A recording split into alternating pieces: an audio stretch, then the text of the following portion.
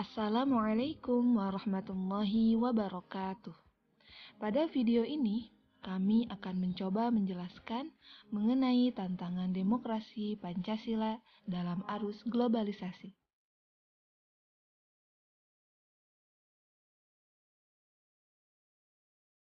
Demokrasi adalah bentuk pemerintahan di mana semua warga negaranya memiliki hak setara dalam pengambilan keputusan yang dapat mengubah hidup mereka.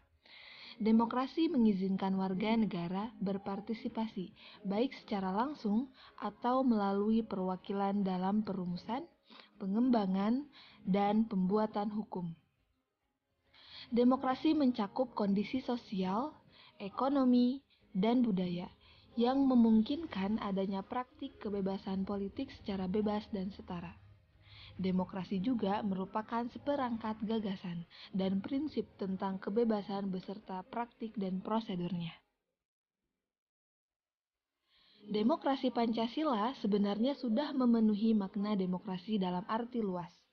Permasalahannya terletak pada kemauan penguasa untuk mewujudkannya. Bila penguasa peduli dengan keseimbangan antara hak politik, ekonomi, dan sosial yang harus diterima oleh masyarakat, maka akan mudah untuk mewujudkan demokrasi Pancasila. Perlu dipahami bahwa demokrasi tidaklah berarti harus memilih pemimpin serba langsung. Mempertimbangkan hak ekonomi dan sosial yang sebaiknya diterima rakyat juga merupakan upaya pelaksanaan demokrasi. Agar pemahaman terhadap demokrasi benar, maka diperlukan sosialisasi politik yang dilakukan oleh berbagai pihak.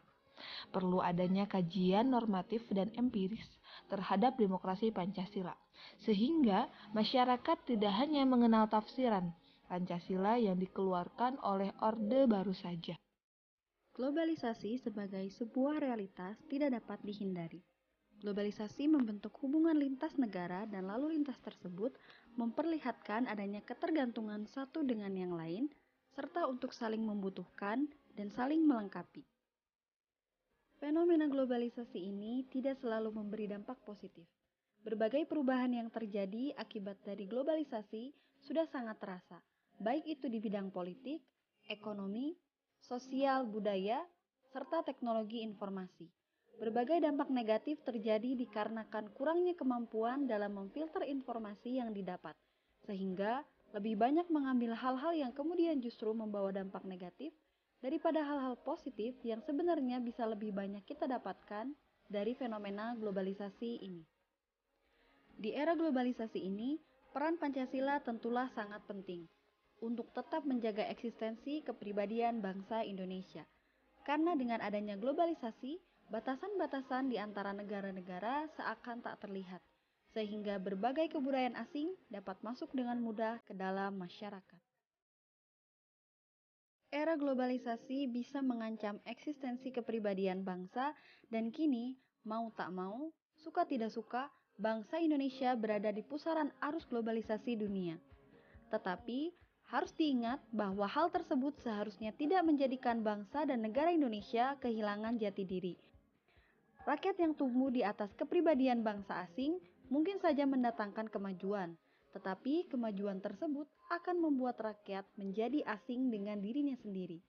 Mereka kehilangan jati diri yang sebenarnya sudah jelas tergambar dari nilai-nilai luhur Pancasila. Maka dari itu, dalam era globalisasi ini, yang menjadi tantangan demokrasi harus kita pahami dengan betul dan sikapi dengan sebaik-baiknya. Jangan sampai kita terbawa arus negatif oleh dampak globalisasi tersebut. Sekian materi yang dapat disampaikan, semoga bermanfaat, dan terima kasih sudah menonton video ini. Kami undur diri. Wassalamualaikum warahmatullahi wabarakatuh.